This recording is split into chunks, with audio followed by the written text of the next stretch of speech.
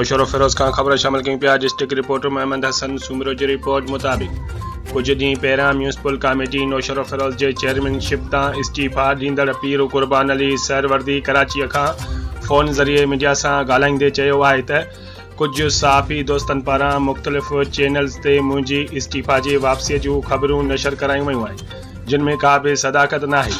मूं सोचे सम्झी नौशर फिरोज़ शहर जे भलाई लाइ क़ुर्बानी ॾिनी आहे।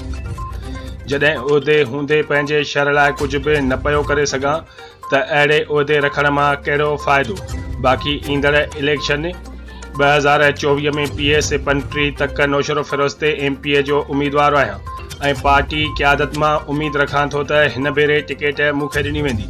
कुझु माण्हुनि पारां मूं बाबति पार्टीअ सां नाराज़गीअ जूं ख़बरूं हलायूं वयूं आहिनि, जिन में का बि सदाकत नाहे। मुंहिंजो जीअण ऐं मरण पीपल्स पार्टीअ सां गॾु आहे ऐं रहंदो।